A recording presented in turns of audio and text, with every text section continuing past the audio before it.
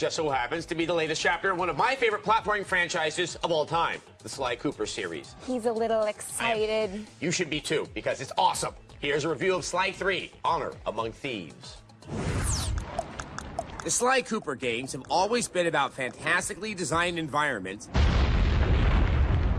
Excellent. sublime controls, and charming characters. Afraid I poisoned your drink at lunch.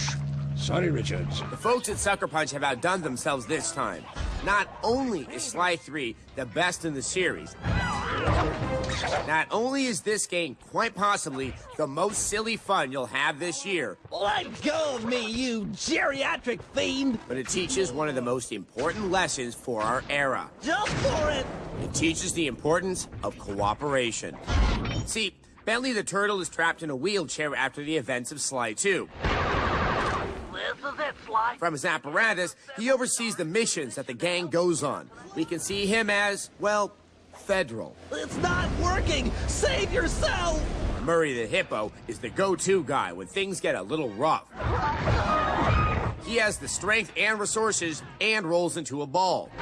We can call him State. My mind is clear, like the woodland after a forest fire. And Sly, he's the one on the ground, right there where it all happens. He's the first line of defense and offense. We'll call him Local. Trust me, you're the man, Bentley. And when they work in concert with one another, things work out. Sly, you okay? The game is great, and everyone is happy. Right as rain, pal. Sly 3 is bigger in scope and infinitely more inventive than the earlier games. It's all about variety. The preposterous story is a perfect excuse for an endless array of activities. Hands off the plane, bub! Like boat chases in Venice, throwing a kangaroo at drill bits, One drilled out. and chugging lemonade. Yeah! Though the most welcome element is the top-notch platforming that was woefully absent from Sly 2. The challenges, mixed with the sublime controls, are as satisfying as the things that make you feel good, whatever they are. Some of the best moments come in the multi-tiered boss battles that can involve fighting, shooting, and climbing up big people a la another Sony game that's really pretty. This variety extends to new characters as well, like the Australian mystic spiritual guy named Guru. He can turn into a rock What? Where'd he go? and possess enemies.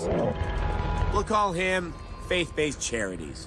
Or Dimitri, the sleazy lizard with a big ego. We'll call him Jack Abramoff. You got some fuzzy dice to come round here. Where some games just make you try the same challenges over and over with just greater difficulty, here everything seems fresh, even if the basic elements are a little familiar.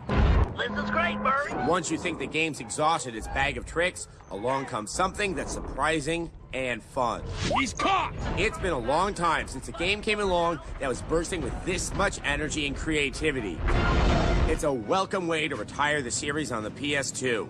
It's clearly by people who love games for people who love games. Don't miss it. A 5 out of 5. Now, if only the powers that be could learn something from this. I blame the raccoon and the hippo. They're dysfunctional. So, one thing we didn't mention in the review, which Right. many people know about, is that there's 3D in Sly 3. Now, we obviously couldn't show that to you, but I have to say, after trying it, it doesn't really add that much to the game, and maybe it's just my eyesight, but I found it much easier to turn it off and play the game that way. It does start to hurt your head a little after a little bit. And Yeah. the glasses, not cute.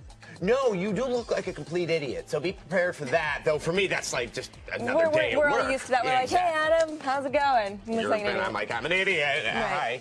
Yeah. They're also made for people with small heads. They're smaller. That's true. Yes.